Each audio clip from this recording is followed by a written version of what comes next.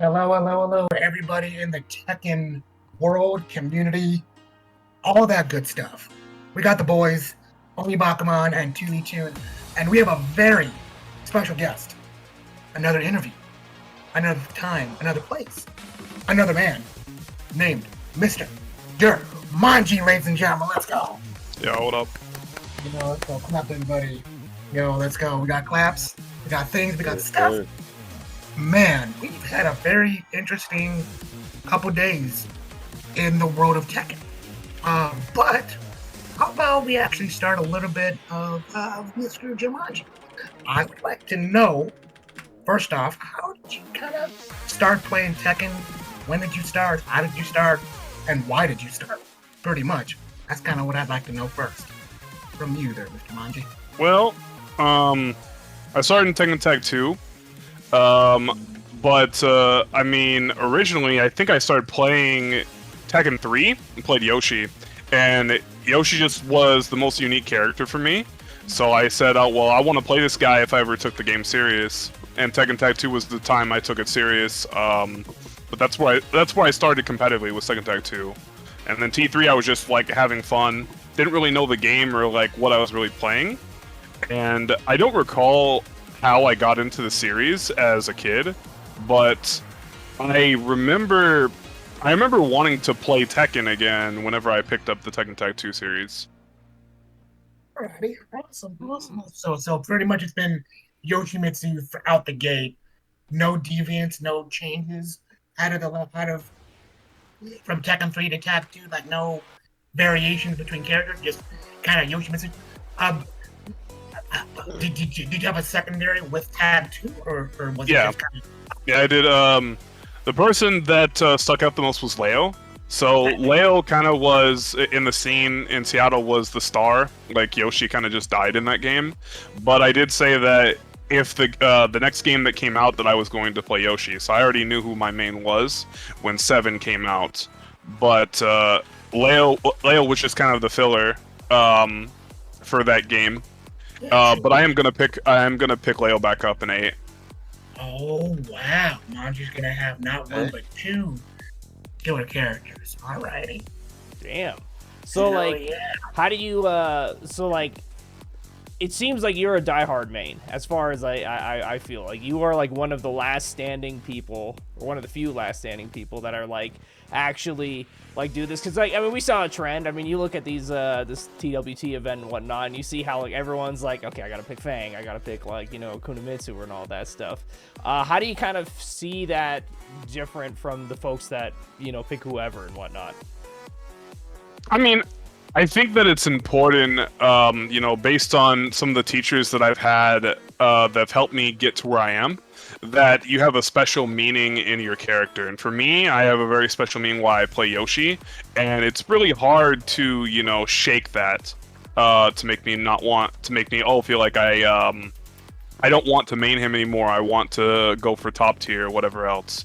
I look at the game a completely different way than a lot of other people, so I play Yoshi because I have fun with the character. The fact that he was, in my opinion, really good in 7 was just a bonus. Damn. And what would you say is more of that special connection you feel with him? Like, just kind of like an interpersonal thing, or like... I just really like how he plays. Like, I remember as a kid, like, I was like, dude, who stands on a sword and jumps on it, or uses the sword as a helicopter? I'm like, there's no other unique character than Yoshi. There's no one that I can think of currently that does what he does. So I just have a lot of fun playing him. I have a passion for playing him, and it's just a lot of fun. It's hard to get bored of the character, personally, because some people probably would think, well, you've played a character so long, or you've wanted to play the character like just from the get-go and not drop him, so how do you not get bored? And character just has so much to offer.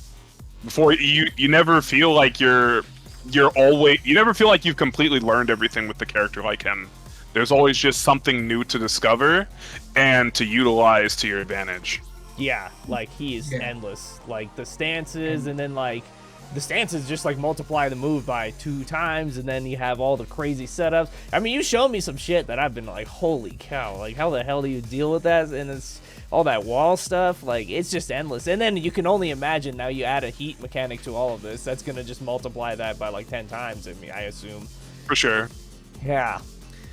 So I imagine, like, you know, they made like a little like tip off to Leo with the Yoshi and Leo in the kind of the cutscenes in 7. Did that kind of like get you excited and all that? I mean, those are your 2 mains, yeah? It seemed a little ridiculous. I'm not gonna lie, but I mean, it is what it is. They It's did what they did. with Tekken 8, with Yoshi, like seeing you probably saw like a move list, I assume, for Yoshi already in Tekken 8. And like seeing his trailer and stuff, like, are you excited for Tekken 8 Yoshi? Like, I know like there's some Yoshi mains that are like, he seems like too much on the Soul Calibur end of Yoshi, and I don't like the Soul Calibur Yoshi. Or how do you feel about that? Well, I mean, I personally think that they just added particles to him from Soul Calibur. I think that it's possible that other Yoshi players or people, mains or just players, are looking at it too deep. Because, I mean, we haven't seen the character in action yet, so we don't know if you even utilize a lot of the Soul Calibur moves in your arsenal most of the time. You know, like, the moves could be completely unsafe and used for very few situations. You know, we just don't know. But, I mean, I'm excited to play him. I think that they made his combo routes really cool, and I think that overall it's the best design he's had since I've been playing. Okay, hell So, yeah. I mean, I don't think that it's not too much Soul Calibur. I like the fact that, to me, it seems like they mesh both of them. Like, he still has Tekken moves, but they gave him some really nice quality of life things from Soul Calibur, and things that people probably consider pretty good. Yeah, I thought it was pretty hype, especially in like the trailer that he had. He was doing like the helicopter like spin like blade like twist like on the wall for like a wall combo or something. Like he was like just spinning it like a saw blade. I was like, oh, that's like super reminiscent of like Soul Calibur. Like that's fucking sick. Yeah. Like I like that. Yeah, and like the soul thing that he has that were like some of the moves, like you could see like the 3 like souls like coming into the sword or whatever. Like I thought that was pretty cool too. Yeah, definitely. I'm curious if that whole soul sword thing is going to be kind of mechanic, or is it just something that's, you know, particular Just looks to cool. Yoshi? Yeah, it looks cool. It's a mechanic. It's a okay. mechanic in Heat or his no sword stance, where he gains health back. Damn. Oh, okay. That's okay. pretty sweet. So okay, they're keeping that theme going. That's pretty tight. Yeah. Yeah, because I mean, Yeah. right now it's basically like you just sit and you can recover health, the meditation stance, or I guess you can do the quarter circle forward grab if I'm not mistaken. Yeah, okay, that's cool. So all right, everyone, there's so many people that are like, fuck Yoshimitsu, right? Give us like, and the reason why is because I know I just like fucking lay that flat out right there, and it's because he's got like a lot of shit that really no other character has. I mean, we have like the 5-frame flash, we have like, you know, the healing stuff that we're just talking about. So he's like really crazy and unique and stuff like that. So is there an do you have like an argument for or against that being like too cheap, or maybe that like, you know, a get good kind of thing? Like how do you feel that it kind of melds in with the rest of the cast and whatnot? I mean, it depends on what you're particularly talking about. Like, what does this pertain to? Because, I mean, there are certain things that are cheap, but for my philosophy, I like to look at a character as a whole. Like, I've noticed that a lot of players in Tekken like to look at the fact of, oh, this one thing's really cheap, why does he have this? But they don't look at the character as a whole. They look at the character as, that's really good, there's no reason he should have that. But then you find out that the character's incredibly linear, very minus on most things, and you have to play very compact because of that, and then, you know, it just comes full circle at that point. And I think that, you know, it makes a lot of sense, and it's reasonable that certain characters have stuff. But I like to get to the I like to delve into the, you know, the archives and see why characters have certain things that they have. And I think as long as you're questioning with understanding and not, like, why the hell do you have that? Like, that's insane, Like, there's just a different type of energy to it. And I think that new players and players overall should question that with, understanding why characters have stuff instead of just jumping to the conclusion that there's just no reason they couldn't have possibly had a good reason, etc., etc. Because I think it's also a huge reason why certain players end up struggling a lot more, because they get caught up in that move and they think it's really cheap, and before you know it, their mental goes to shit because they can't accept the fact that a person has this or the way that this situation works. Yeah, no, totally agree. You actually mentioned mental. That's like a big thing that you were all about, and you're actually one of the people that were trying to help me with that, because I kind of like suffered from that bad mental not long ago, right? So that kind of ties into, you have your dojo and whatnot, and so could you kind of give us a little bit of a spiel about the dojo, kind of where it started, like why you started it, that kind of thing, like the origins? Yeah, sure. The reason I started the dojo is I just wanted to help people with potential and whatnot. And so I thought about it. I thought I would do it.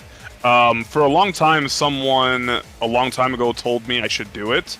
And I always disagreed with it because I used to be not a very patient person with students. I used to think in a very narrow-minded perspective, like I think a lot of players do. No offense to Tekken, but I mean, I just think that is the truth.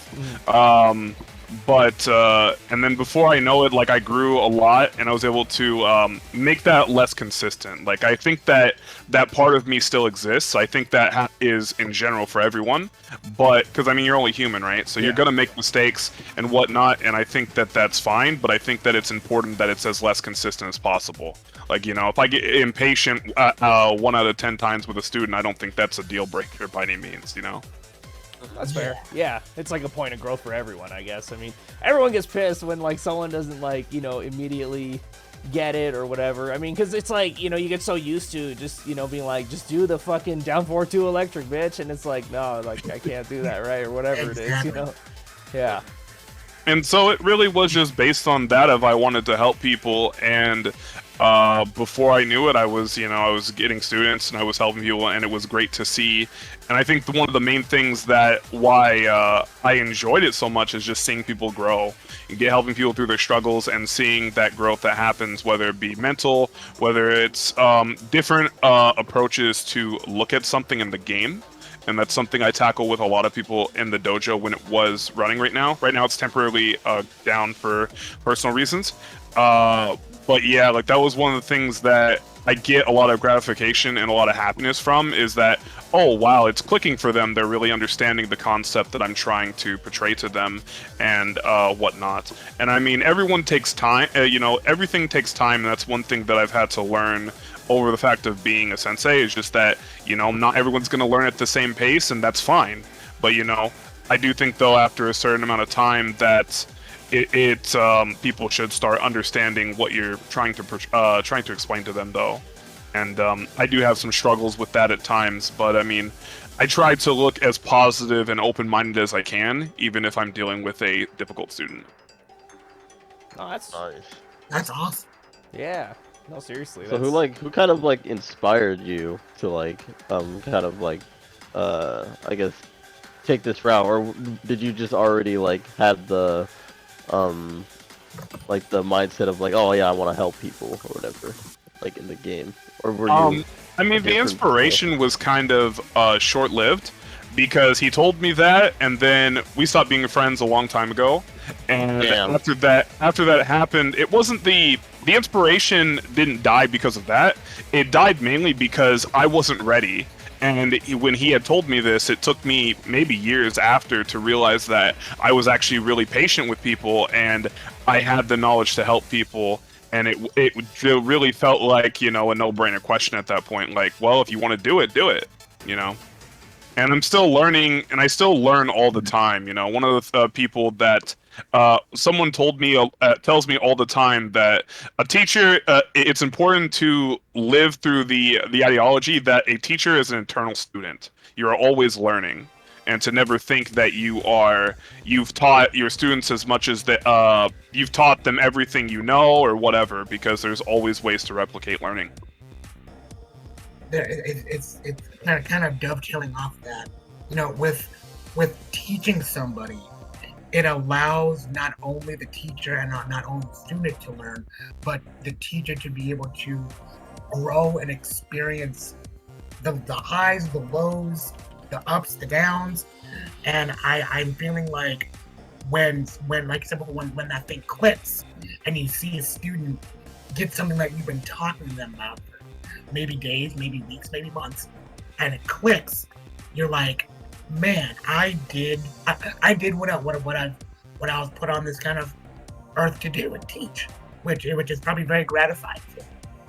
Yeah, it is definitely. I mean, it's nice to just see them growing overall, and and the whole journey of it has been just really eye-opening. I've learned a lot, and I love doing it. I'm hoping to do it in Tekken 8, but currently I'm dealing with a lot of stuff right now, so I don't know when I'm going to reopen it yet.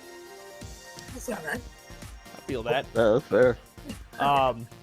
You have a lot of inspiration, for the person that won't know you specifically, if you go onto your feed, every so on and so often you see Bruce Lee, right? And I know that he's like a big figure in your mind for how to approach learning and how to approach growth and all that stuff. So what's kind of your story with Bruce Lee and how he's kind of been introduced to your life and how you kind of live that way, I suppose?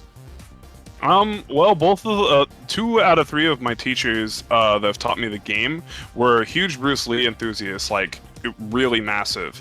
One of them actually showed me the Lost interview with Bruce, with Pierre Burton, and Bruce, and ever since then I've been really looking into the ideology, the concepts, and all kinds of different stuff about the person. The Be Water quote really hit me with the adjustments and stuff like that when it came to the game, and I've learned the true meaning behind it as of recently, and it just makes it that much cooler. And it just seems like with Bruce, I've never found any quote that I've not liked, and I've always been able to relate to my life in Tekken. Oh, cool. So I guess it's beyond even just Tekken. This is a life thing, then a mental thing, I guess. Yeah, because from what I understand, if I have the right credible information, the Be Water quote doesn't just mean obviously adapting. It goes more deeper into that. Whatever situation you face, adapt to it. Be like water, experience life. Something along those lines. I don't quite remember fully, but I just like the ideology behind it and what he was going for when he really inspired people. Nice. So with all this kind of knowledge, we have Tekken 8 starting, and you're already a sensei and stuff. So what would you say is a piece of advice you can give to new players about how to approach this? A lot of people, when they start these games, they don't even know anything competitive for that matter, leave alone fighting games, and they don't really have that much direction as to where to start, and so it can breed a certain type of mentality when they're playing, and they could either have a really good time or a really bad time. So what would you say is a piece of advice you can give to players between all this mental game stuff and as well as maybe just the game as a whole? I think the most thing that I would say, and it's something that I think a lot of players overall struggle with, is that don't play characters just because someone's told you they're good. Play a character because you really enjoy them, regardless if they're low tier, they're top tier, doesn't matter, because that is when you have a special meaning and a bond with your character. It's hard to have character crisis, and I talked about this briefly when someone in the Yoshi Discord was like, "Yeah, my friends are saying Yoshi's really hard, and that I shouldn't main," and basically kind of implying they shouldn't main him because of that. And I was like, you shouldn't really care too much about what people are saying. It should be just your enjoyment. This is one of those scenarios where you get to be selfish because it's all about your experience, your journey, and it really goes into and correlates to the fact of you should be enjoying the journey, not the destination. When you focus on tiers, when you focus on a top tier character, you're focusing on the destination. You're only that seems like your big concern. I agree. Oh, fully with that. Same. And so like that's the biggest thing I can say is is find that character you enjoy, and it really, like I said, it will stop character crisis. It can create a lot of roadblocks that could have happened to be dismissed because you were able to build that bond with the character and realize stuff like that. There's a lot of people that just don't just sit back, right, and evaluate if it's them or it's their character. And that's also something else that happens via mentality or mindset. But also sometimes it can happen when you're playing really strong characters or you're not getting into the character for the right reasons, regardless if it's, like I said, if it's any character. Because mentality and mindset is just really important in the game. And if you can tackle that, regardless if it's from any other game, like let's say CSGO, right? That's one where a mentality is going to be huge. If you have that mentality already taken away, you're already ahead of a lot of people. It's not the main thing, but you're going to be ahead in your journey, just for you as a player. Yeah. So. Yeah, 100% It's like agree. character crises are like very tough to go through. Like I've definitely gone through that when Tekken 7 first came out because I wasn't really enjoying playing Kazuya when he first came out in Tekken 7 through season 1 and 2. Season 3 I picked him back up and he became like super fun again. So like, in Tekken 8 he's not really, that like, he's kind of reminding me of Tekken 7 or season 1 Kazuya a little bit, but I'm still gonna play him regardless just because I like the character that much. So, There you go. yeah. That's good. Yeah, I remember Texas Showdown 2022, I was really thinking about maybe I should be investing more in top tier and stuff like that. It just seems like I couldn't do what all these other players could do. And then Texas Showdown went really well, and I just realized that it's not the fact that I have to play a different character, it's the fact that I just need to play how I know I can play. And I think that I will be fine.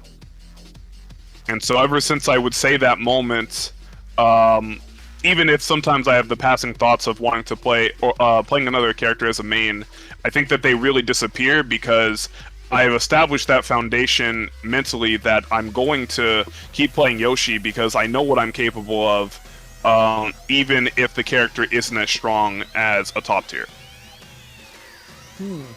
Yeah, no, it's a really good mentality. It actually kind of ties in nicely with what you were going with when you brought up Mushin and stuff like that. And you're just kind of like doing and like being in the moment and all that stuff.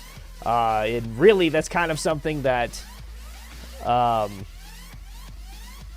okay, we got another live notification. It seemed like we went offline for a second, but I guess we didn't. Basically, well, I guess if we could segue into that, like that mentality that you kind of understood and that like realization in Texas Showdown, how does that kind of work and stuff? Like, how does that kind of translate to Tekken and I guess life in general? Well, I mean, I think that it comes to the fact of being realistic and looking at variables and information and breaking them apart and seeing where they go and seeing if they are relevant to the situation that you're thinking about, right? Like in this case, I was like, well, I should play another character because I would do better, and then I do better, and I see how I'm playing, and then I come to that realization, like, well, I can still play this character. It's not the character, it's something that I had to be realistic, and I had to look at the variables to come to the conclusion. Without going about it that way, I think something along the way would have been missed that was very vital to the process of understanding that and approaching it that way. Okay. And it goes back to just evaluating yourself and realizing, like, are you the problem or is it the character? And that's something that I think is also really important when it comes to the game just by itself, because there's so many people that are willing to blame their character over them. Like, I can tell you after I went through my little rough patch with Yoshi, I've never blamed my character, even if people have literally told me to my face or through messages that you should play someone better. And I'm just like, well, until I can see where people are directly talking about that I should play someone else as a main, like for myself, I'm not going to even consider it. I respect that. Yeah, that's So like, how does that do you think that plays into like high level play too? Like, how do you feel about like I don't know, like high level players kind of using those top tier characters to like, you know, win? Like, you know, Arslan actually said himself, he said like, you know, Cooney is like super strong, right? But his favorite character is actually Nina. But like, he doesn't really play Nina at you know, at those levels. I mean, he does sometimes, but he only do it like, you know, like every now and then. But most of the time he's playing Cooney or, you know, another top tier. And, like, he kind of gave up on Kazumi. Mm-hmm. How do you think that like plays in? I mean, I think it has to do with the fact of wanting to win with probably all your being, because based on what I've seen from Arslan, you know, by no means am I trying to be disrespectful, but I mean, I've seen tweets and I've seen things that that basically lead me to the determination that he really wants to win as much as possible. And so, if you're going to go that route, you might as well go top tier. Unfortunately, it could be it sacrifices. You know, it sacrifices not being able to play your favorite character and certain things like that. But I mean, if winning it takes that much of a precedent, then I mean, why not? Yeah, in his case, I feel like he has like a mission from Pakistan. Like, I mean, he's trying to like put them on the map. Like, he's really like legitimately trying to improve foreign affairs with the country. Like, you know, you see the big boss matchup for those guys is the Visa matchup, right? Which is really shitty because that's like, there's so much tech, and I'm sure you've seen I think it's Yu-Gi-Oh. Dude, that guy's Yoshi's crazy. And I mean, there's a guy for like every character out there, and they're just gods that just basically are bound to their borders. And it's unfortunate, but you know, I guess in his case, he is like, he's going in with a higher purpose, so to speak. I guess. Yeah. I don't know. But I still agree with you though. The joy of like, cause like he talks about how he wants to be a Nina main, and he was a Nina main for the longest time. Nina Zafina. And well, I mean, the thing is as well is that the higher principle that he's going based off. The thing that we have to be careful of, even if it's if it's a big goal of ours, is that sometimes we can't let it succumb everything that we want to do besides that, right? You know, like if he wants to play Nina, I'm sure he would make it work. He's good enough at the game by any means. Like, I mean, he's amazing at the game. Yeah. You know? So I mean, I think that it's important to really evaluate if it's that important to overthrow using your favorite character just so you can win, because I'm sure he could win with either. Yeah. Honestly, I think it would take more time, and you know, he might he would potentially take more losses and not do as well. But I mean, that might just be a short-term thing that happens. You know, but you know, it is what it like I said, it just comes down to the simple fact of what is more important. Are you wanting to enjoy the journey and go from there, and you know, progress by just working hard and doing all that stuff, or do you want to just win and be at the destination? You know, I'm feeling like if I'm kind of thinking about Arslan, I think he's at a point right now where he's done it all. He's done everything that realistically he needs to do for himself. I feel like he wants to enjoy himself and enjoy bringing his friends that are very, very good to play in other tournaments and be able to, you know, get past that old, you know, visa situation and figure that out to get his friends to go, hey, yo, you know, it probably gets pretty lonely. It's kind of, you know, not having your friends around to play. I mean, obviously, you know, he has friends outside of Pakistan, but I think he'd be having a nice time with his, you know, main friends that he's been growing up with and playing. So, Well, I when people start succeeding, people get a lot of hate. Like, you know, you're the rookie, people root for you. You get to like middle level, people probably still rooting for you, maybe not as much, but when you become the best in the world, everyone fucking hates you. Everyone's like, oh, this stupid bitch is playing Grand Finals Zafina versus Zafina. You know, it's like everyone gets like, you know, all rowdy about it and shit. So the TWT chat was very, very toxic. Very toxic. Like, I've never seen it like that toxic in a very long time. Like, every time, you know, even like Super Akuma, like, I really don't understand, you know, why Super Akuma gets the hate that he gets, because like he's a nice guy. I met him at Evo. He's a super nice guy. Like, you know, like, he's super wholesome. You know, like, he doesn't seem like he's doing anything wrong, right? But, like, you know, when he gets on the stage, people are like, yeah, fuck this guy. I hope he goes back to his country. I hope he's disappointed in himself. I'm like, dude, what the fuck? Like, and just because he plays Akuma, dude, like, come on, man. Like, that's too much, dude. That's too much. I agree, yeah, for sure. The other thing that I would also say is that I don't know if I would agree with the fact that he wants to have fun, because his actions are showing that he's still picking top tier whenever he wants to win. And I would also say that there's always going to be something to win. And it seems like, regardless if that's small or big, it just seems like he's going that route 9 out of 10 times, where it's like, well, there's something else, so I want to win it, you know? Like, Tekken 8's gonna have a complete set of tournaments, different stuff, you know? Like, the money couldn't even increase, right? Like, the money could increase like 2K, you know? I could still see him still wanting to win. Oh yeah. Even if he's done everything in 7, and let's just say 7 went for another year. I mean, it's just my opinion personally.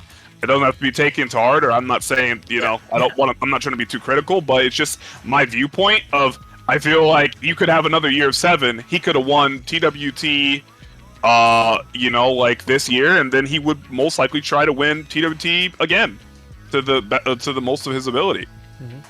Because it just the trend keeps repeating itself of what he wants to do. And I'm not saying by any means I don't want to give the impression that it's not like you shouldn't want to win this much. I just think that eventually, when does it become enough where you are sated and satisfied? And you can look at it a different way. You can look at it whereas you don't have to win every single time. Yeah.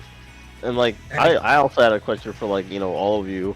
And you're like, going off of this topic is like, you guys think character loyalty is still there, or do you think it's like kind of dead at this point? Like, in Tekken 7, of course. Like, obviously in Tekken 8, everyone's gonna pick their characters. I don't feel like people are gonna go straight to the top tiers yet. You know, because, you know, when Tekken 7 first started out, I think most people did play the characters that they like to play. I don't think there was like that much tier whoring around, you know. But, you know, at this point in Tekken 7, you know, do you feel like character loyalty is still dead, or do you think that, like, you know, the meta's kind of outgrown? I mean, it's a very higher percentage for sure to go to not be loyal to your characters, but I mean, we see it sometimes here and there. We saw it in the LCQ. I mean, for whatever that's worth, you know. And I still think that's cool to see. I wish we saw more of it, but I mean, it is what it is. Yeah. Sometimes it's just structured that way. There's a couple questions from chat, actually. There's one from my guy. He was saying, I have a genuine question about mental. How do you know if it's affecting your gameplay? I honestly don't have that problem, but I'm curious to know how it might affect. Well, I mean, like, one of the main things I would say is that, like, you'll be dropping combos, you'll be missing punishes, you'll be so concentrated in the fact of whatever made you mad or whatever, potentially, that you won't be paying attention to other things and the game. That's one thing. And I mean, and I'm not gonna lie, it seems like it'd be obvious that your mental's cracking, but it's not the obvious thing in the world. It's something that you have to pay close attention. And the other thing I would say is look for consistency. Like, what happens when your mental cracks, or what are the differences that occur in your gameplay, and then see if that is consistent when the mental cracks. And if it is, then there you go. I mean, that's just one thing as well. It is one of the main things that I could tell you for sure. because Yeah. I mean it's hard to actively pay attention and also be aware of your mental 100% of the time. It's illogical, but for it to do that 100% of the time, but it's just hard in general to keep everything in your head and be like, okay, I'm cracking or whatever. You know, it takes time, it takes dedication, and it also just takes the wanting to do it. There's a lot of players that will go the route of not not be paying attention to their mental because something is just annoying them, like online, for example. And the way I look at it is that it's not going to help you in the long run to be annoyed at something that is out of your control. Like if you can't drop combos or your backdash goes slips, yeah, it sucks. But the bigger picture, not trying, is to literally look at the fact of you have 2 games in a tournament set. Don't look at one situation as everything, because 9 out of 10 times you're going to succumb to it, and it's going to get you killed. Even if you don't care about the win so much, like it sucks to lose that way. It's not even about the loss so much. It's more the fact of how you performed, because one situation broke everything apart. And I had this problem too, and I'll touch base and say it's not easy by any means. When I talk about when I've talked to like David here about building a mental, one of the main things I said is that I think I use the linking log analogy, right? You gotta, when you're building linking logs, you gotta see what is going to be the structure, what's going to keep it from falling, and then you go from there. So, you know, it's just like, or I guess a better one would be a building, right? We start from the base. If our base is not strong, you're gonna fall. The building's gonna tip over pretty quickly, and you're not going to have a consistent leg to stand on. So you have to really look at the base, and if the base is weak, that's what's going to happen. So it's really important about that, even if it's extra time or it feels like you're falling behind. It's very important to do that, because the people that get ahead, there's going to be people that get ahead and they cut corners or they skip the main structure of the building, and then they're going to fall down. Yeah. All right. Yeah. Yeah, it's like, it really goes to the show, like fundamentals, like as like a concept, is the most important thing to everything, whether that's your mental, like just to be fundamentally sound there, to be fundamentally sound in like the actual game. Like, I mean, you could be like you know, you could be an engineer, but you need to be good at like math, you know, like the fundamental of that. It's just a weird like tie back to the basics, like almost every time. It definitely is, and I mean, sometimes it might not be fundamental based. It might just be the fact of having a better perspective or a mindset. Like I tell people that if you have a better mindset, and you automatically become a better player, because you're going to deal with things better. You're going to be paying attention. Like something that I vouch for and tell people about, and we have conversations, and I've had conversations with people about, is that whenever you want to learn and grow, it doesn't feel like it would be a great tournament mindset, but when you literally want to replicate that is what you do. And so that's one of the main things that makes it strong, is that you're just focusing on the growth and learning. You're not focused on, did I win? Did I punish that? You're just like, well, did I learn? Okay, cool. You know, and then that goes back to the perspective and the mindset, right? Well, I'm not always going to learn, so what is going to be the main thing that I can shift my perspective to, so I don't get pissed off at the fact that I didn't learn today? And the one example I will give is the fact that, how about all the opportunities that you have to do better, but looking at it from an understanding viewpoint, instead of looking at it as, oh, well, I didn't do good 3 out of the 3 times, that's really bad. Instead of, and then you look at the fact of, it's just an opportunity to do better. It doesn't mean you have to do better, but you have all these opportunities, so it can reassure you to stay solid and keep your mental in check.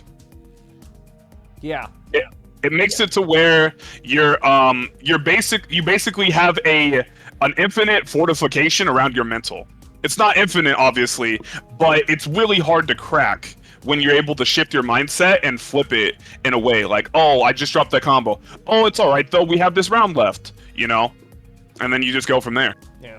The ultimate it is what it is kind of deal, basically, yeah. It's like, I know Japanese, they call it shogunai or whatever. It's like a very, like, cultural thing for them, you know? Like, they very much so, like, move forward with you know, whatever bullshit that happens, I guess. Let's see. Actually, okay, there's a good number of questions. Yeah, my guy has another question. He said, okay, another general question for everyone. What do you play for? Fun, winning, or something else? I play for fun. But I do want to win too. I really do want to win, and I want to win with my character. You know, I don't want to win with another character. You know, winning with Kazuya feels good. It really does. And like, especially winning with the character that you really like, you know, against, you know, another character, like even if it's like high tier or their favorite character, whatever. Like winning with your favorite character just feels like it's a different experience than winning with the character that you don't really have a care in the world for. If that makes sense. So I have a lot to say actually about this because it goes. I have friends that have given me this scenario where is it better to get 9th or is it what's worse, 9th or 2nd?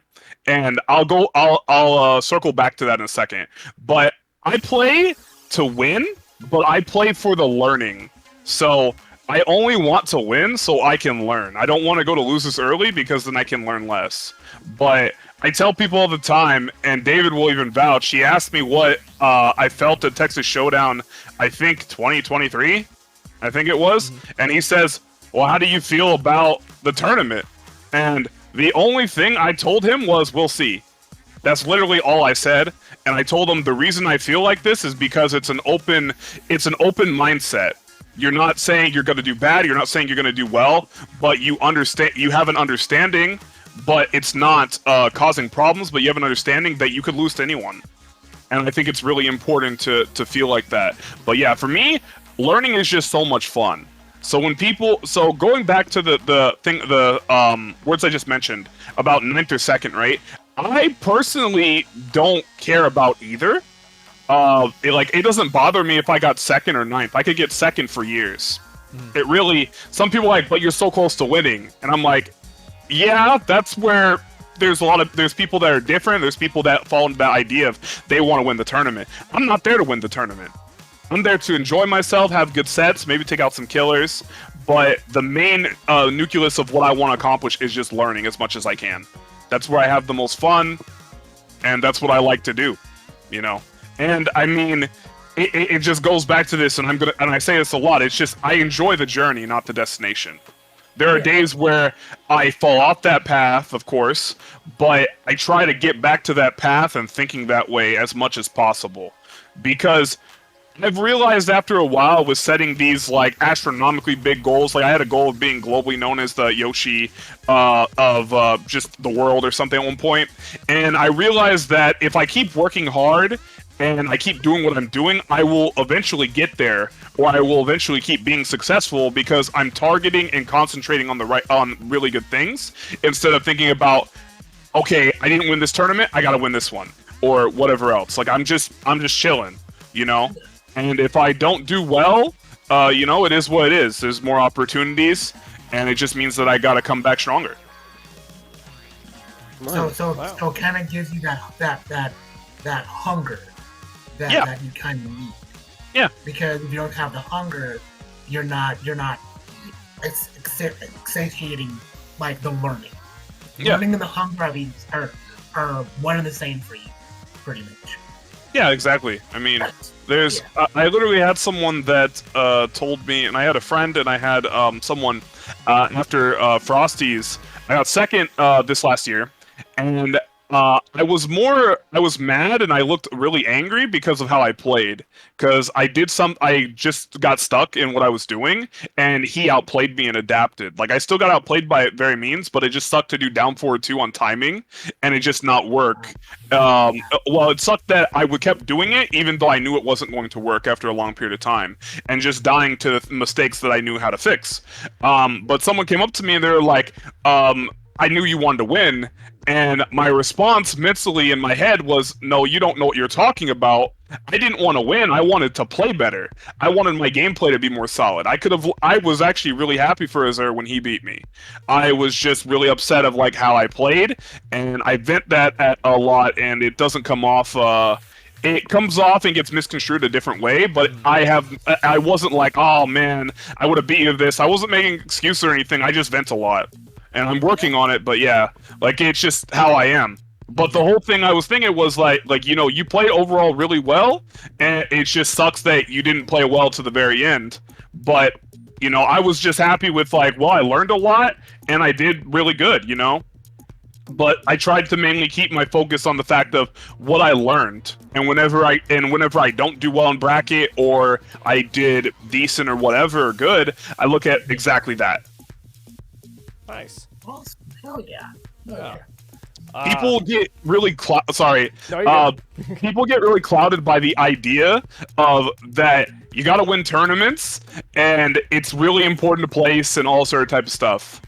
Because as soon as you put those ideals in your head that you have to win, you got to place, got to do well at your first tournament, all these certain things, it just starts making you drown more and more in pools. Yeah. Because it just factors in, because it goes into a contradicting mentality that you don't want to have, which is winning is that important to the point of sacrificing enjoyment and other types of important things. Yeah, there's that, and on top of that, like just from a logical and just sort of like a statistic standpoint, if you set the goal to win, like you're gonna win, you're gonna lose like 80% of the time. You might win 20% of the time, right? Whatever the ratio is, but you're basically mentally failing that 80% of the time, and then that compounds and your mental goes down, so it's just like a bad thing. Whereas like you were telling me is that, oh, like I punished this move like appropriately or whatever, like that specific small win, if that's like the bar, then it's like, oh, you get that boost of like mental, like you're like, oh wow, I did something cool. You may have gotten 3-0'd or whatever, but at least I knew that I dealt with a situation that I labbed in prior. Like it's the small wins that build up, and then the byproduct is winning, I guess, after like a year. Yeah, it's a phase trend. Yeah, you're going through phases instead of like, well, I gotta win this tournament, And that's why when people say the stuff about winning, I'm like, well, do you have to win the tournament? And if they agree yes, I'm like, well, there's different ways to win. And that's basically what David was expressing, is different ways to win. And you build up it in a certain way, and then you can go for that idea of wanting to win the tournament and be mentally fine because you did the training, you did the work. It's just like with the mentality stuff we're talking about, right? Like building that building, it took me a long time. And honestly, I mean, I won't go too deep into it, but I used to be a very egotistical player. Mark will tell you. But I took I took a long break. I actually played WoW for 2 or 3 years, and I realized that I just enjoyed learning, and then it went into wanting to win so I can learn more. And it's the happiest I feel personally.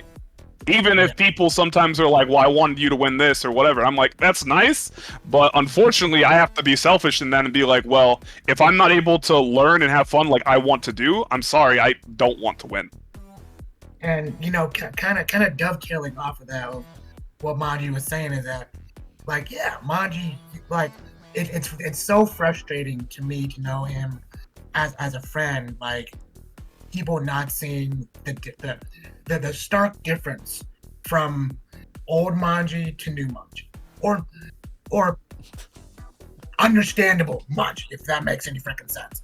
But it's frustrating to me that I see a good dude that has changed a lot. He's become a pretty good man over here.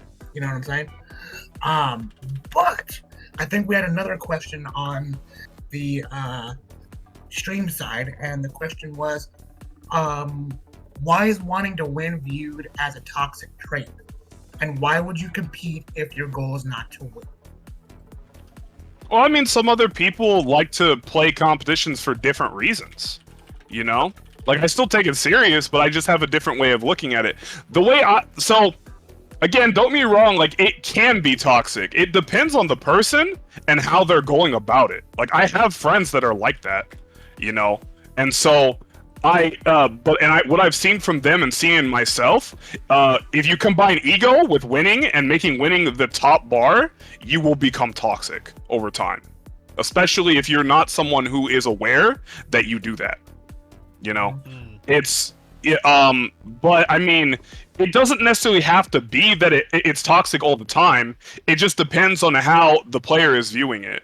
I just tell people to be careful. Like when someone tells me that they want to win and they want to win as much as possible, it scares me because there's a lot of players that there's just a lot of people in general that are not ready for how much continuous mindful thought process you have to have. You have to be so mindful of what your mind is going through in so many situations, because you never know. You could be gradually changing. Like whenever I was that egotistical person, I did not know how much darker my mind was getting because I was not being aware of it. Yeah. Does that answer the question? Yep.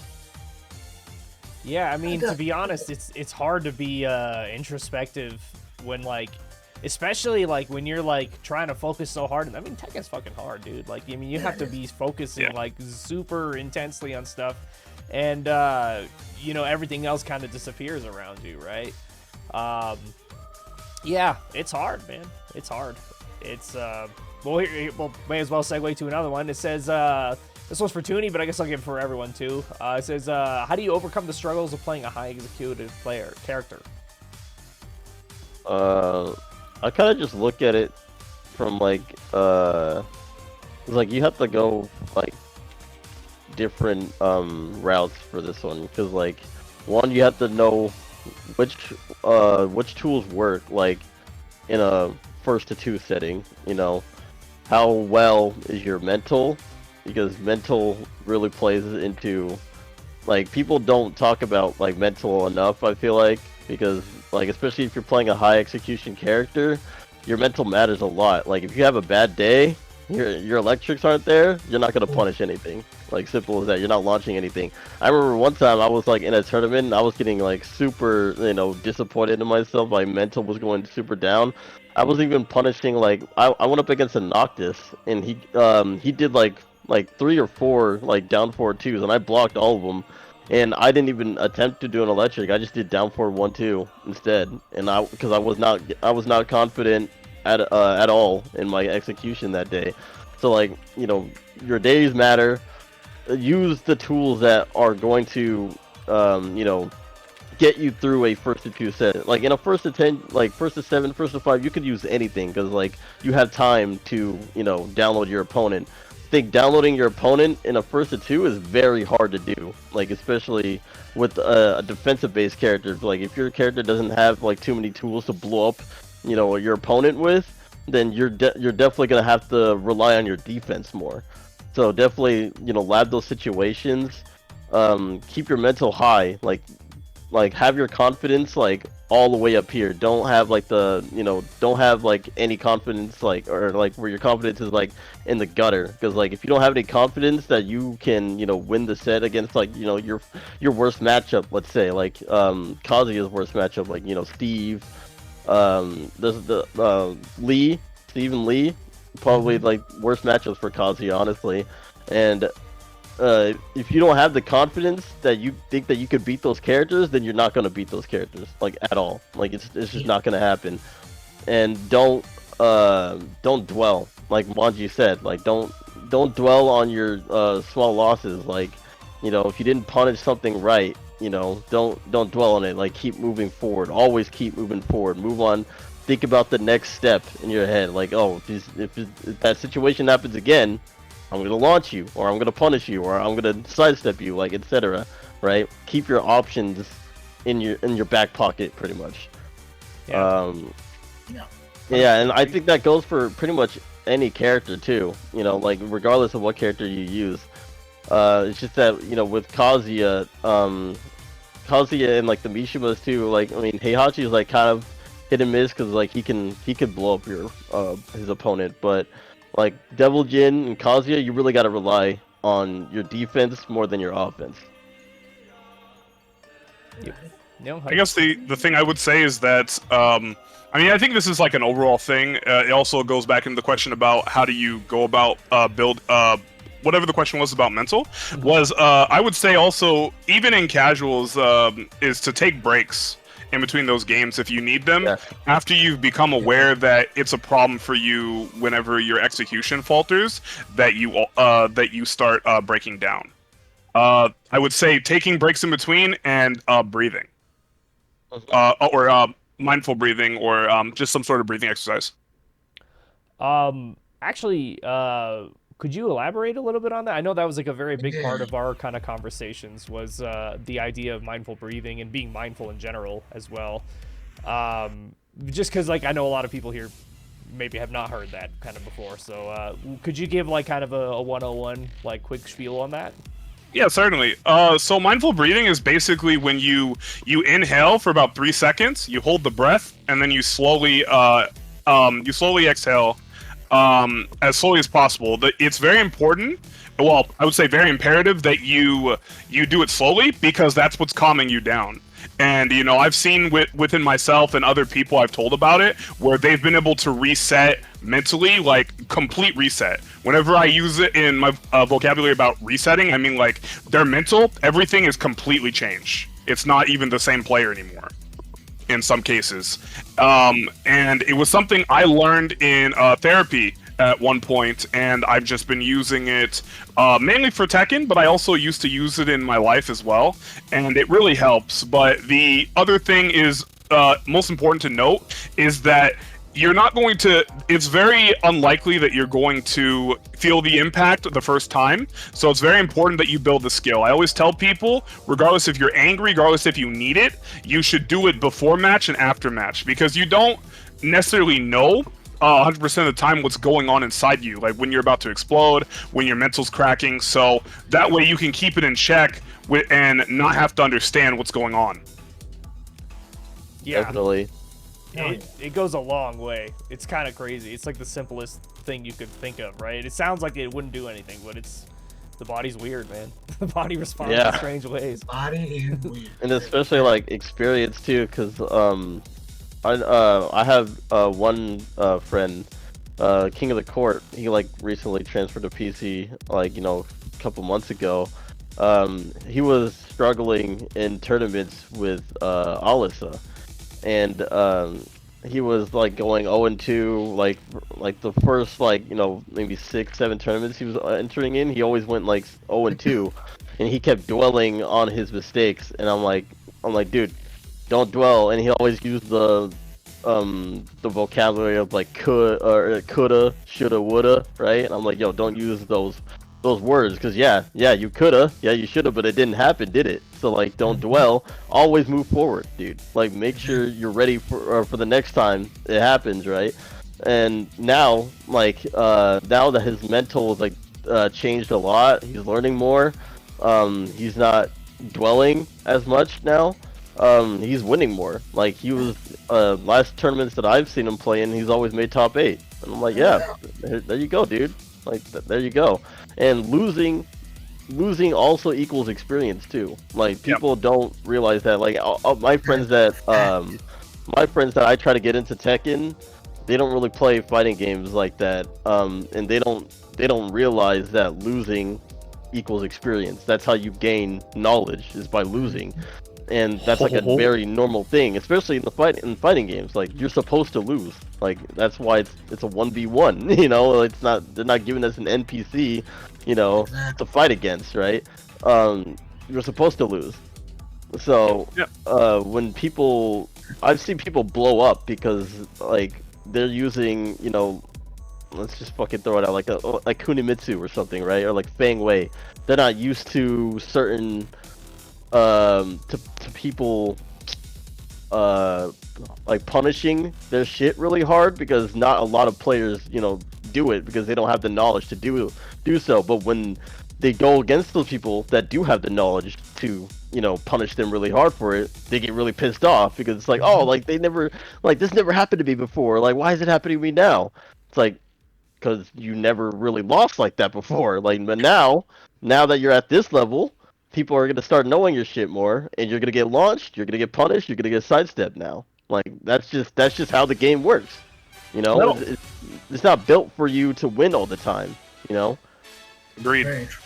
this goes also correlates to the fact of learning to put weights on yourself, even in a situation where you really want to win, like first to tens or tournament matches. Like I even say this, and some people might look at me or give me a side eye, but in tournaments, at least for me, they're a completely different environment. So like I can replicate what I'm working on really well in casuals, but I couldn't do in tournament. So then you put your weights on yourself, even if you're down or you're about to go out, you still do it. Like, okay, I don't play life lead. So how about even though I'm winning and I can just kill him, I just backdash. I know it looks like really cocky and toxic, but I mean, it also is just that you're doing it because you want to learn more and you want to improve that area of your game. So I mean, and that way as well, when, like he said, about losing, if you put yourself in that situation, or you mentally put yourself in the situation like, oh, I don't like to lose whenever this happens, and you put imaginary stakes in front of it and you believe it, then you'll be ready whenever those stakes are real. And it's all about, it's very important whenever you have a weakness and you understand you have one, that you put yourself in that situation and you're uncomfortable. That way you make that weakness your strength. Yeah. No, absolutely. I mean, yeah, at that point, you're just situationally training. Like, yeah, you're just trying to get that experience. And even if it has to be like a fake environment, like, I mean, it's the whole point. Like, you take an exam in school to be able to be a doctor and maybe do a real surgery properly one day, or whatever the hell it is. I mean, that's a terrible example, but you know what I mean. Yeah, for sure. Yeah, definitely. I mean, it's definitely something that is very worthwhile to do, for sure. Yeah. All right. Well, here's the last one that we see in the chat. It says, "How interested would you guys? How interested would you have stayed in the franchise if your mains didn't exist?" And this is for all of you. So, like, I guess since you're kind of like a diehard, we'll start with you. Like, if Yoshi just ceased to and I guess let's just say Leo, just for context, right? How would your interest levels be? Because you are very much so attached to them. I'm not sure, to be honest. I think that I would probably still try John, and probably just see if maybe they're going to add Yoshi still. Because, I mean, like the scenario with the first DLC, right? I mean, he got added, he's going to be here in the next 2 or 3 months. Even though he wasn't in starting roster. And it gives me insight, and that the fact that people shouldn't always be upset that certain characters, even their mains, haven't made it. Because you never know. They could literally be the first person. Speaking of that, too, I saw the Twitter post that Harada responded to himself, too, about the Eddie player that was basically saying that the Tekken developers are racist, supposedly, because Eddie wasn't in the game, and that they don't like black representation in fighting games. I'm like, we have 2 other black characters that are, actually black. Like Eddie's Brazilian black. He's a Brazilian black man, right? But like it's kind of weird, and it's like it's a double standard, I feel like, because it's like they try to argue that, oh, like Eddie's like descended from Africa. I'm like, yeah, so is Leroy and fucking like Raven. Like, yeah, they may be like African Americans, but like that doesn't mean that their descent isn't from Africa. Like that makes no sense, So I don't know. I think that Eddie players, I'm happy for you guys, but at the same time, like, if you guys did have that mindset, y'all kind of didn't deserve it. You guys having that mindset like that, it's not that serious. It's never that serious. It's a video game, Yeah, agreed. People forget that. And it's Twitter. Twitter be twitting, so it's Twitter be twitting for sure. Twitter be twitting. Shit. My goodness. Going back to that question, if my main wasn't in it, would I still want to play Tekken? Yeah, probably. Yeah, I would. I mean, she's not in it, and she's probably never going to be in it. So I'm kind of relegated to enjoying the game. He's kind of forced to at this point. Yeah, I'm kind of forced. It's all right though. But you never know. Winter 2024. She could come out and say, "I'm gonna cry again," and rejoice. Yeah, I mean, these two don't even have their mains in the game. Like, I I mean, just David has Kazuya, but like, he was never a Kazuya main. He was always Bob main. Bob, Bob Yeah. main, Yeah. You always represented Bob. Bob main rise up. Yeah, it's kind of. I mean, like as a kid, I really liked him in like Tekken 3. Sorry, in Tag 1, and he wasn't in 3. You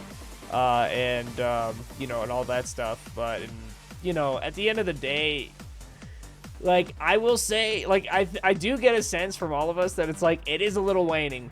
Like the desire to play the game, like you know, if they remove Yoshi, it's like you have to like kind of like not cope, but you have to like cope with another character, I guess, right? Yeah. So it's like, Yeah. well, I guess I'm a fucking Kazuya main now, or Reina, or whoever may come Yep. out, and it kind of goes to show you, like I think about this all the time. It's like, what if I wasn't a Bob? Like, what would I be if like I was like a, I don't know, like a Shaheen main or something like that, right? How different would like modern David or like modern Jerry in your case, like what if he wasn't a Yoshimitsu main? Like what if he went all out with Leo? I always think about that, and I'm like, what if Bob wasn't supposed to be my main? Yeah. You know? Yeah. It's just like, Interesting. shit, you know, maybe I'm a fucking Zhao Yu player and I just didn't know, dude. Like, you know, who knows? Yeah. Maybe, Yeah, man. so this is kind of the opportunity to figure out. And for you too, Mark. I mean, you're gonna, Yeah. you never know. I mean, well, I think the situation, the reason why I've stayed with her for so long and kind of just done it is I kind of have the whole Mike Ross philosophy of fighting games, anyways. And the philosophy is like, okay, Mike Ross, what did he play? He played Honda, and Honda was trash, and he won because he kind of had good fundamentals. You know, that good stuff. Me, I have no fundamentals. Your boy can barely backdash. So I just kind of, you know, enjoyed the character, and I kind of figured out the way to get around not having that good stuff. So, but you know, I'm excited for Azusena. I'm excited for Yoshimitsu. I'm excited for all of these characters for me to learn and enjoy, and yeah, it's gonna be fun. I'm gonna get blown up. Let's go. Yeah, I guess. Hell yeah. If I didn't have my character, like you know, Kazuya wasn't a main character in the game. Yeah. I would still like you know be excited for the next game regardless because I've gotten to like the level where I've played a lot of characters throughout like the course of Tekken, and especially like Tekken 7. Like I at least have an idea of like how all the other characters work. And I play a lot of the characters. I've found some characters that are like pretty, you know, enjoyable. Like, you know, people are gonna call me a psycho. I like Shaheen. I really do. I like Heihachi. Leo's cool. You know, there's a lot of characters. Steve, you know, Lee. There's a lot of characters that I actually like enjoy playing. Besides Kazuya, like there was a point where I didn't play Kazuya for like a whole month because I was like super angry at myself. But like that was like a long time ago. Like that was you know, but now like you know since I do have my main, I'm gonna still play him regardless of if he's boring or not because I love the character. Oh, Yeah, he had to be cool. That's the only reason I play him. I actually love Kazuya, but that's the Yeah, only like if I had no one that I even had a remote connection to, done. Like I'm Minecraft and Monster Hunter and you know fucking coding streamer. Yeah. You know? That's done. Yeah, fuck that shit. Yeah. By the way, Kazuya has a nice shoe game. I'm just saying, my boy has Yeah. a nice shoe game. Damn. Just I hot. wish Got the drip, man. Yeah. Dang. I trip on trip. He's Satan and a DSW shoes goer, dude. It's crazy. You know? Let's go. Yeah, for real. So, for like, I guess, the future of Tekken, right? Jermanji, how do you feel about the future of Tekken? Are you like excited for it? Are you, you know, kind of mixed feelings on it, or are you just gonna go balls deep into it? I'm excited for it, but I just really don't like chip damage. I think that there's a multitude of different ways if, you know, developers got together, had a meeting about it, and just spun, you know, ideas that would be much better. Like the one that I can think of right now is just that lows hurt a lot more. Like that would be a good way to get people to start swinging and crack faster, or just because right now it feels like a combination of chip damage plus mix plus 50/50s, and Oki hurts like hell. So like they have 3 different variables. It's not even like one. It's like multiple. Like Oki is going, in my opinion, is going to be the most toxic it's ever been. Oh yeah, when people come out with it. I agree with that fully. Because like one thing I did notice is that like a lot of things, especially like moves and stuff like that, they hit grounded. Yep. Like a lot of moves hit grounded, and like for odd reasons. I don't know if that like it's probably on purpose, but I guess it's up for people to the people that play those characters to find out like which Oki is most optimal. Yep. Yeah. And the other thing is they did buff sidestep, but I feel like they buffed tracking at the same time. So it feels like it kind of like evened out kind of thing. Yeah, I mean, in my opinion, so I've seen like 3 scenarios of sidestep, and it just makes me remember that realignment's still an issue. Hurtbox expansion looks like they're bigger on a lot of moves. So I don't necessarily know if it's too much better. I think there might be a placebo effect to it to a pretty good degree, but also I have seen a lot more stuff whiff that didn't whiff in 7, so it feels like it evens out, but then it feels like certain things are still the same.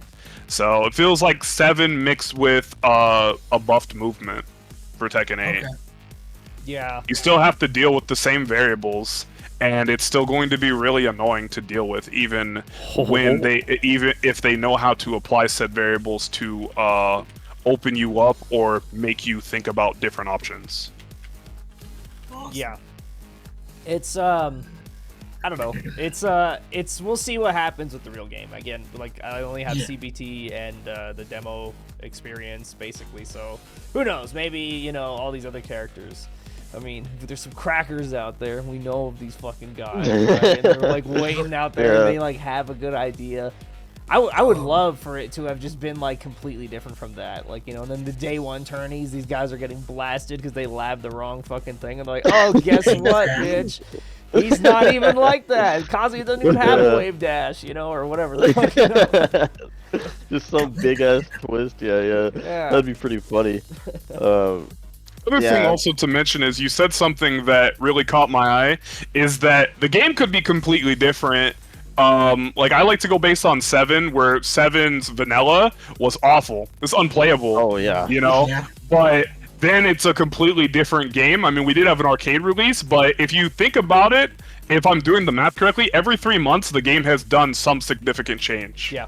From CMT to CBT, Heat went from unstoppable to manageable. And we even saw that.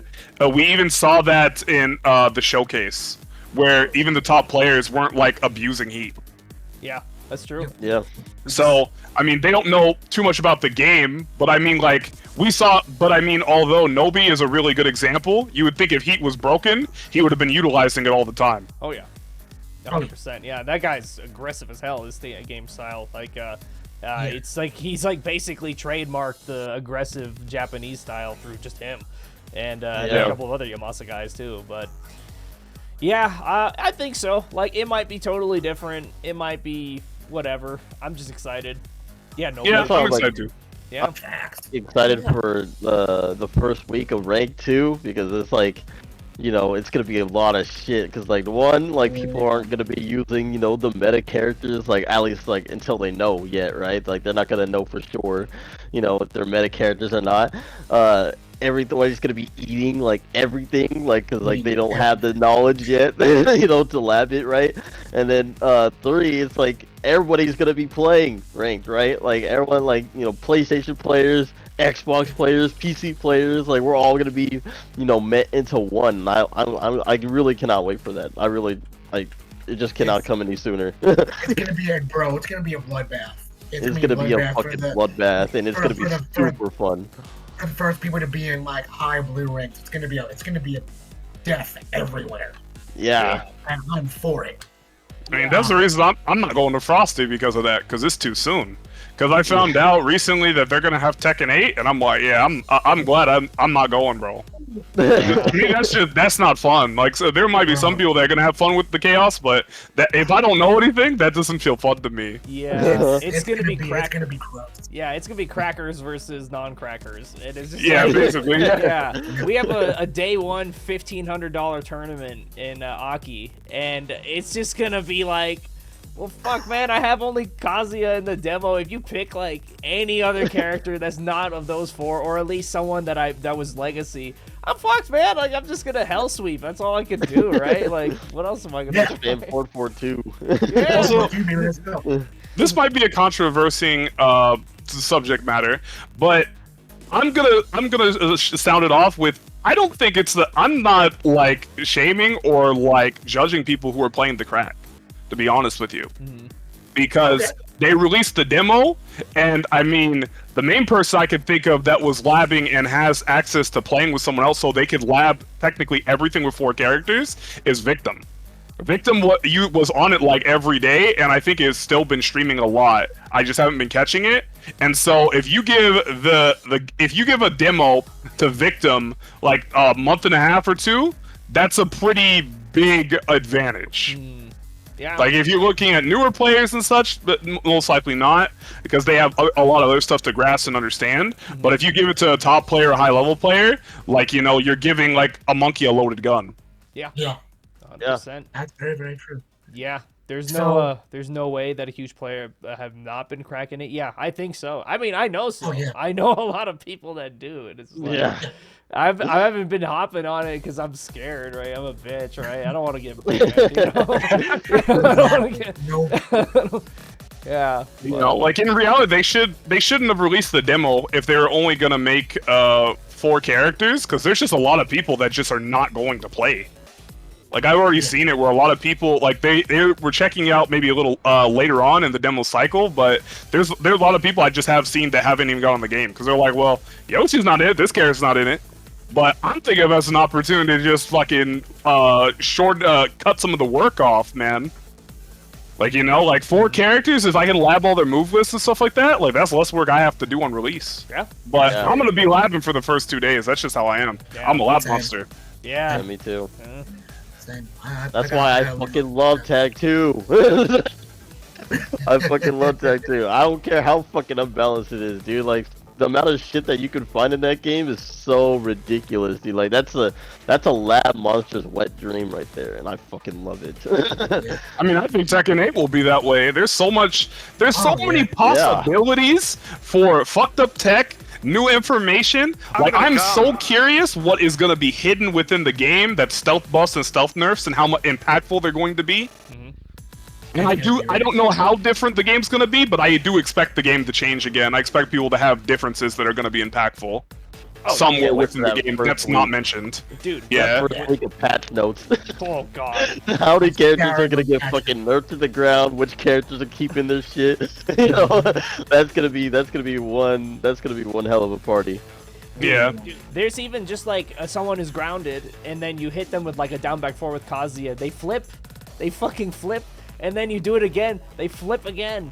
It's like a new thing, and it's like, holy shit. Yeah. Like, that alone is gonna be so fucked up. Because, like, that's how many multiplied out shit is that, you know? Did you notice that they gave this effect to all the moves that basically had no significant Oki purpose in 7? Yeah. Like, down back 3 with Brian does it. And that move was basically, you get hit by that, and then it's like, okay, they push you away in the open, and their turn's over. Unless, you know, or they have to taunt dash really quick. But even then, the turn's over. So it's like, now, like, and the potential at the wall from what I saw from, like, Momo Dog's video, all sort of type stuff. Like, some people are like, well, you can tech that. And I'm like, yeah, but that's the mix-up. Because if you tech, like, imagine teching on, like, Nina, and she gets wall running 1+2 in your face where she wants to be. Oh, thanks for giving me a tech. Now I have plus frames and I'm in your face. Yep. It's exactly what I want. You know, so like people who think that the tech is like, oh, it kills everything. No, it doesn't. It just creates more mind games and mix-ups. Exactly. Yep. There's gonna be a lot of shit. Yeah, it's gonna be interesting. Yeah. I'm gonna lose for like half a year. Like, it's just so much shit, at least. Way longer than that, but, like, I'm just gonna get blasted by Azucena. Like, what the fuck am I supposed to do? This bitch is gonna dance in my face, and then I'm just gonna have to eat it, you know? Like, yeah, all that stuff, but it's gonna be interesting. It'll be, it's gonna be fun. Yeah. It's gonna be fun. So, kind of jumping off that kind of course. What are we looking at? The time there. We are an hour and 20 in, so like the usual course of these things about an hour and a half max. But that's because we usually play also at the end. I know. Yeah. You're kind of your hands work in recovery right now, so we don't want to make you do that, obviously. Yeah. We don't do that. So yeah. Up to you. I'll kind of do my spiel on all that jazz. So, I had a question for you there, Mr. Manji. Every interviewee that we come by, we want to ask you, who would you like us to interview next? Who would you like us to interview? Joe Crush. Oh, shit. All right. Okay. Alrighty. Yeah, that's exciting. Yeah. Alrighty. And he just won the LCQ. That's perfect timing. Yeah. Perfect timing. Actually. Yeah. Alrighty. Cool. We can make that work. We can make that happen. Yeah, we'll hit him up. The other person, I think, is Price. Price. Oh, okay. Everybody has Price. Yeah, I think that'd be pretty good. Oh, I think, yeah. I actually did Price on our third or fourth interview. Yep. Actually. Oh, nice. I'll have to check it out. Yeah, it was me and Price just chit chatting. We have that Cool. uploaded, right? Yes, I do. Okay. Yeah, that cool. one's uploaded. All right, sweet. Yeah. I've been kind of I've been slacking for the past week or so my bad, you know. No, it's still good. So yeah, any last words from the boys? I just want to say thank you so much. I mean, dude, thanks, Jerry. I mean, even just like a short time of like an hour and a half, we learned a shitload. I mean, I know we've already discussed this, but it's really cool to like elaborate on this, you know, and For sure. you know, it's Well, technically, we had more time because the stream restarted, didn't it? it did. Like, I did want to. It cut out, right? I guess the last thing that I would say, it's kind of like a topic to like talk about that I think would involves a lot of people, because I think a lot of people are also controversial about it, but I think it's also a good topic, is I saw this from one of my students that he posted a couple, about 3 or 4 different lists that he wants. And because it goes back to the idea of what Tooney said, right? About why does Akuma, Super Akuma get so much hate just because he plays Akuma? And it goes based on the fact that this community is so like driven to like throw people down. It feels like because they like certain characters. I'm not saying everyone, but a lot of them. Oh, yeah. You know, like he had Cooney in his list, and I really like Cooney too personally, just as a character. And it felt like he couldn't like a character. And he couldn't just say like have fun and just say he wanted Cooney there. Like so, they were just like all commenting on it and being negative, like Cooney shouldn't come back and all that type of stuff. It's just the way that it was implied was like, man, dude, like some people can just look at a character and think they're fun, man, or really cool to be in the game. It doesn't have to do anything with how good they are, how cheap they are. There's no reason to bring any of that in. You know, like I mean, you could disagree, but you don't need to like railroad the guy. Yeah, no, absolutely. And it's like a weird, it's like all of like that like unpent like heat and anger is just like waiting to come out, and it's just like wow, you know, and as soon as they see it, and then like Super Akuma just kind of waltzes in and he's just sort of doing his normal thing, and then it's just everyone poops on him because they're like, oh, you're the face of Akuma. Even though technically it's like really Pakistan that brought it forward more than anyone else, to be honest. And yeah, very true. So it's kind of crazy. I don't know. People just get mad.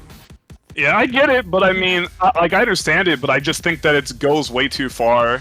Yeah. You know, like there's just. Yeah. I mean, not gonna lie. I mean, I've always said stuff like this, but I just think that there's not a lot of open-minded people to different ways to look at things.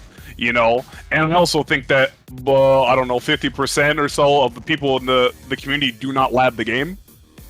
Yep. So, or lab the game well, or just in general. So you have all the masses that literally complain about the character because said top player says it. Like that's something else that I've noticed, that there's a lot of people that go based on just what top players say and they don't form their own opinions. Yep.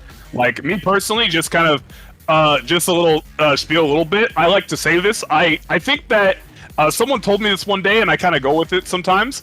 I think a lot of people think of me as like this crazy old guy on an island. Like, oh, look at that crazy guy, man. He got all this. Look how crazy he is. He's saying Cooney not good, and just all this other type of stuff.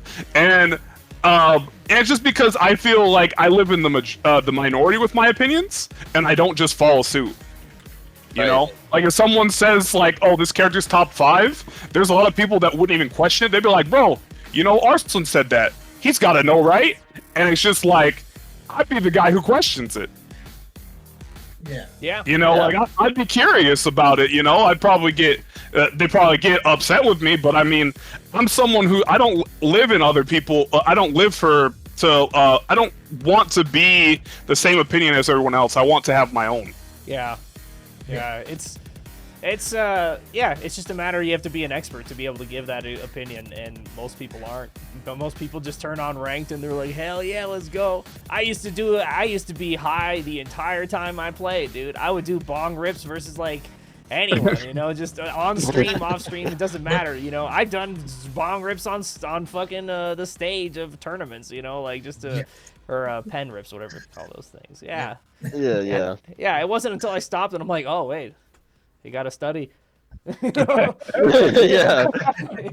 I feel like like with the whole like not open-minded people, I feel like that's sort of the reason why I feel like NA and EU actually struggle a lot, because like when it comes to like trying to beat the Koreans and the Pakistanis and stuff like that, like we do get those instances sometimes where we do beat one of them, right, or like take some of them out, right, but like we're like the thing that we have to consider is that like in the whole lifespan of Tekken 7, there's not been a single American or EU player to win EVO.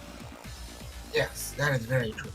Like, why do you think the reason is for that? Like, you don't see the Koreans like fucking the Koreans and the Pakistanis, like when they play against each other, you don't see them like fucking banging on their desks like, yo, this fucking character's fucking cheek, like, yo, fuck this character, like, yo, if you made this character, fuck you or whatever. They're not doing that. Like, they're just kind of like accepting it, right? Like maybe they are like that on the inside, but they're not like openly like, fuck this like fuck this guy, like I'm gonna fucking tweet on Twitter, like I'm gonna call him out and like all this other shit, like, oh no, like that guy got better, like I hope he gets worse or whatever. Like they don't do shit like that. I see that a lot in NA. I see a lot of people preying on other people's downfall. I see people being like, like I hope this guy fucking loses or whatever. Like, yo, fuck this guy. He uses this character. Why is he using this character? Like, yo, he's fucking boring. I'm like, dude. Yeah. Like, come on, man. It's either really negative or it's just like, dude, people just might enjoy the character. There's so many times that people are like, oh yeah, you would play June in Tekken 8. She's really cheap, so that'd be for you. And I just be like, bro, she's just very fun. She might be broken, allegedly. I think she's gonna be broken. But I mean, I just think also that it's okay to enjoy characters even if they turn out to be really strong. And I think that it shouldn't be like, people shouldn't like bash people so hard. Yep. Yeah. I just think that people should question more instead of just conform to like what others do. Yeah. Yeah. We definitely need a lot more open-minded individuals, especially at high level. I know, I'm not gonna name names, but I do know a lot of high-level players that are not very open-minded. They're very closed-minded, and it's like, just say them. Like, just say them, dude. Don't worry about no. it. I'm not gonna say them. No. Just rip it out. I'm not gonna say it. I can understand that. I mean, sometimes you probably already know. you probably already have those names in your head of like who's not open-minded and stuff. Yeah, probably. I can think of one or a few for sure, but I mean, it also comes to the fact that there is actually a group of people that are like OGs to the game that literally like you can't. I heard this at one point. I don't remember who told me this, but there are OG players like you can't tell them anything, even if you're trying to help them. Yep. Like they're just like, bro, I've been playing the game way longer than you. Like I would know, and it's like. I mean, I know I might be new to you, but I've been labbing the entire roster, man. I'm just trying to give you information or something of that sort. And, and they don't want to hear it. So, I mean, like, that's an indicator, if anything. Yeah. The only way I've gotten better is people tell me what to do. I'm like, oh, okay. All right. Exactly, and like, Oh, go ahead. oh, go ahead. No, finish out, Jenny. Okay, I was just gonna say, like, I feel like, like you can give the respect that to the OGs, right? Like the legendary players, right? But I don't feel like people should put them on a level where their opinion matters more than other people's opinions. I don't think that's the thing. Definitely respect them. Like they hustled their way to the top, right? Like they got to the top for their own hard work, right? But it's like don't put them on a level where like, oh, his opinion outweighs yours or whatever. It's like, what the fuck? Like, he doesn't even play my character. What the fuck you mean? It kind of goes back. It goes into also the idea. Like, I'll be like, this part of the reason I'm controversial and people fight with me, because they'll be like, bro, like, he knew how to adapt to that. He is adapting. That's Arslan Ash, or that's so and so. He's Arsenal. Let me think of someone else. That's Joey Fury. Like, he's got to be adapting. He's got to know every character, right? And it's just like, they don't, bro. Like, you can get really far with just playing fundamentals in Tekken. Like, for example, JCR doesn't know Geese at all. I don't know if it's still the same, but Mayoel really shows and exposes that he doesn't know Geese.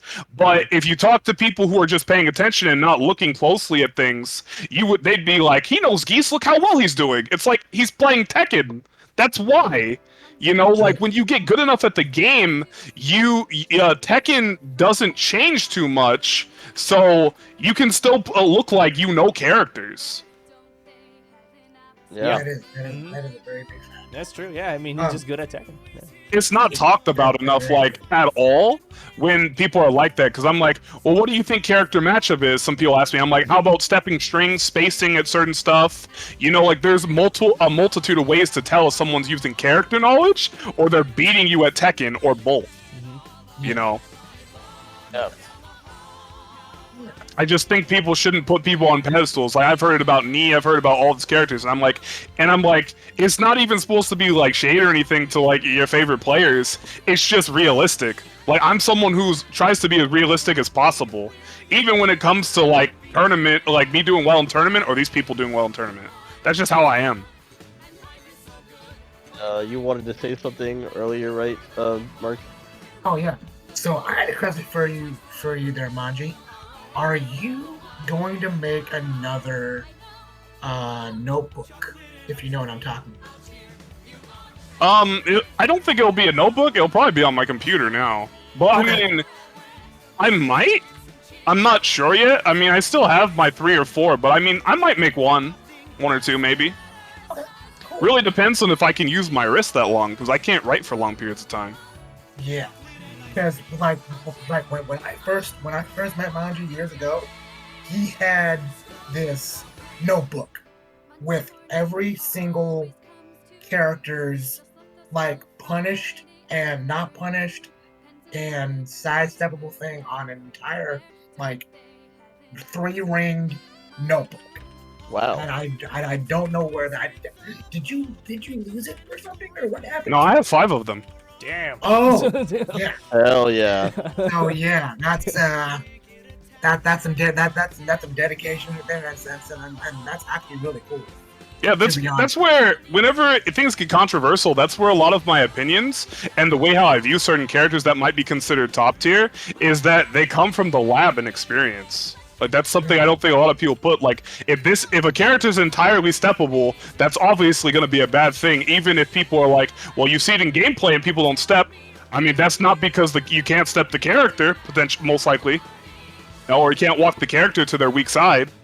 Like, there's a lot of stuff people don't do in matchups, and I see it all the time. And there's not really a reason for it besides either lack of knowledge or just not thinking about the stuff. Yeah. Yeah. Yeah. In my opinion. Well, I think after all that talking and everything else, and all the really great information that we got from us, what do you guys think? What's this here, boys? if you guys knew the song that's playing right now, like it's like perfect for what's I have happening. my own music on right now, but It's that tag 2 like ice cream or whatever, you know, that fucking opera song. So you just like ended it on like a perfect note. It's fucking stupid ass That's song. what I'm here for. That's what I'm here for. That's what the host does, ladies and gentlemen. The host ends it when he needs to end it. Jeez, it's I'm a genius. Yeah, Tekken ball Oh, music and tag 2, yeah. well, obviously, I've decided that instead of manning Azucena, I'm just gonna be the best Tekken ball player in the world. Hold that. Oh, see me there too. Yep. All right, 1v1s. All right, fine, let's do it. I can't like wait it. for Tekken Ball. It's tournaments. I'm down. Tournament 500 tier list, separate 500 tier list. We got one for the Yo. base game, right? And then we got tier list for Tekken Ball. Yo, it already looks like martial law is pretty much OP. I'm just saying. Yeah. Yep. But yeah. But I'll just say that Manji, thanks for coming by. Thank you. We appreciate you so much for taking the time out of your busy schedule to come and hang out with us and chit chat about Tekken, man. Yeah, no problem. Thank you.